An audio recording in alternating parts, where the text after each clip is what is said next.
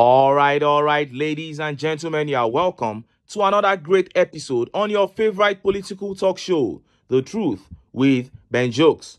Now, yesterday I reported how the US government stated that TINUBU had continued the massive corruption in Nigeria by appointing Atiku Bagudu, Minister of Budget and Planning. They said Atiku Bagudu was the one who helped late Sani Abacha to loot Nigeria's treasury dry, and that appointing him alone totally indicts this administration. The thing is, most Nigerians didn't expect anything different from this administration, but they began wondering why the US government was spilling out all these facts at this point. And while we were yet wondering, the US government came up with another one today. They said the APC rigged the elections in Lagos State. According to them, it was as a result of criminally enormous level of voter suppression and rigging that Sanwo-Olu emerged over Gbadebo Vivo roads. Before I show you how they said it and how Nigerians reacted, let me quickly show you this embarrassing update for Nigeria.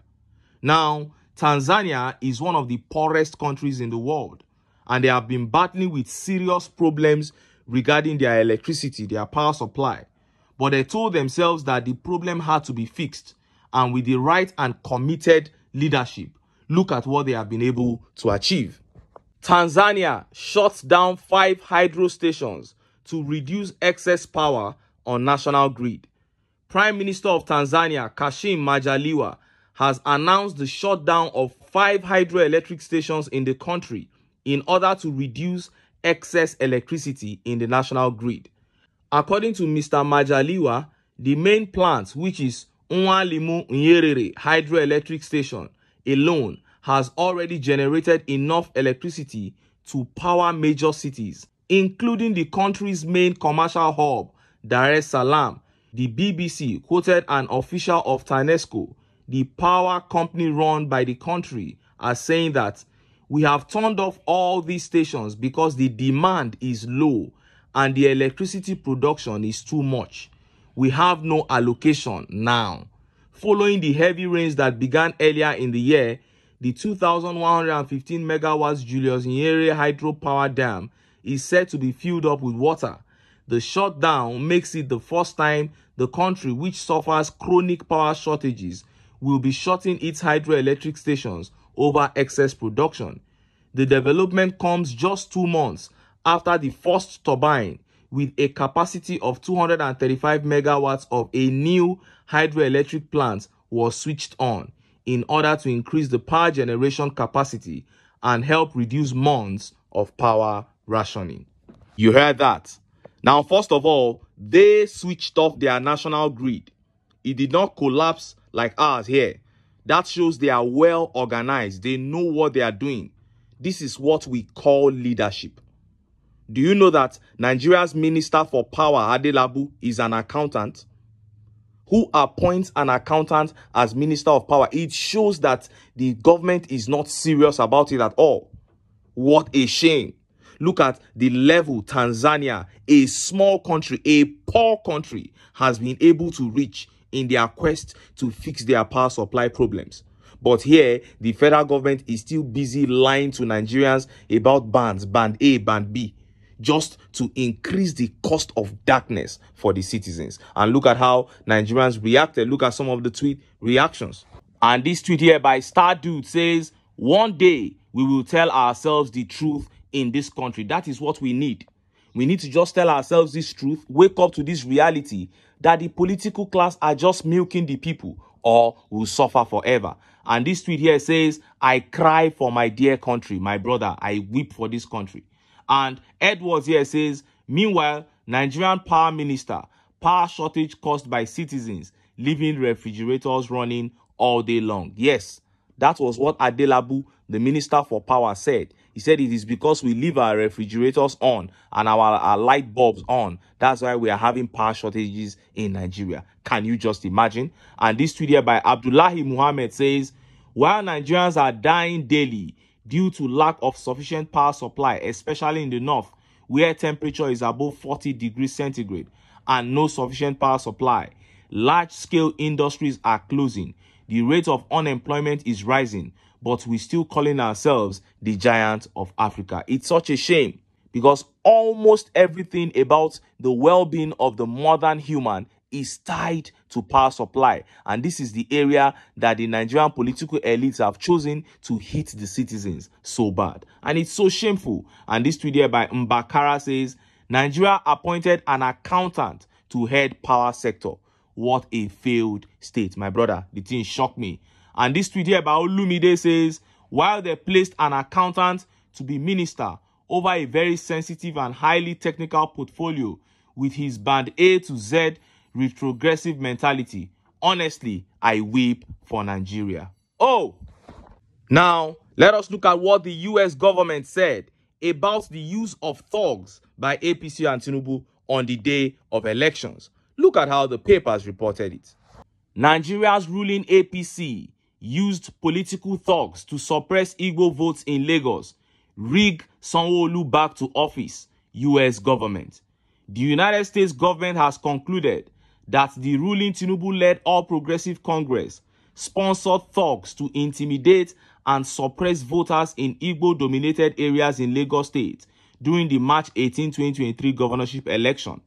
The U.S. Department of State disclosed this in its 2023 Country Report on Human Rights Practices, Nigeria, published on its website on Tuesday.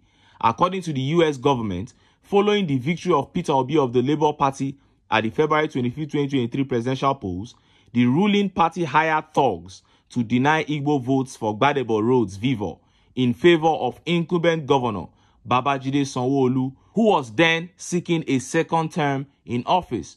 It stated that during the March 18 state election in Lagos, All Progressive Congress supporters reportedly intimidated and suppressed voters in Igbo-dominated areas, which Labour Party presidential candidate and ethnically Igbo Peter Obi won in the February 25 national election.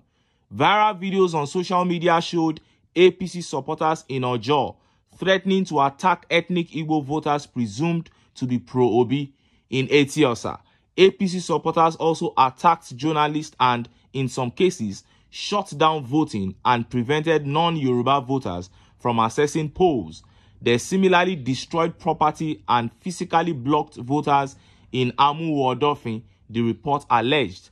The report also made reference to videos on social media showing police officers present at polling stations where electoral malpractices and violence took place, failing to respond to attacks. It added that there was no evidence to show that any of the alleged perpetrators had been arrested or prosecuted. Now, you heard that.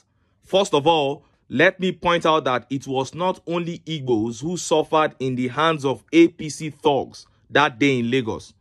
Very many Yorubas, Edo indigenes, Igalas, Ijaws, and Lagosians from different ethnic groups who are loyal supporters of Peter Obi and the Labour Party trooped out en masse to vote Gbadebo Roads, and they were denied and attacked in many cases. So let's be clear about that. And secondly, it is not clear why the US government is saying all these after almost 1 year after that elections. But one thing is sure, those moving for the disintegration of this country will use these documents certified by the United States themselves as valid proof that we cannot coexist. And they might even be the ones fueling these, the secessionists. They might be the ones behind these whole revelations now.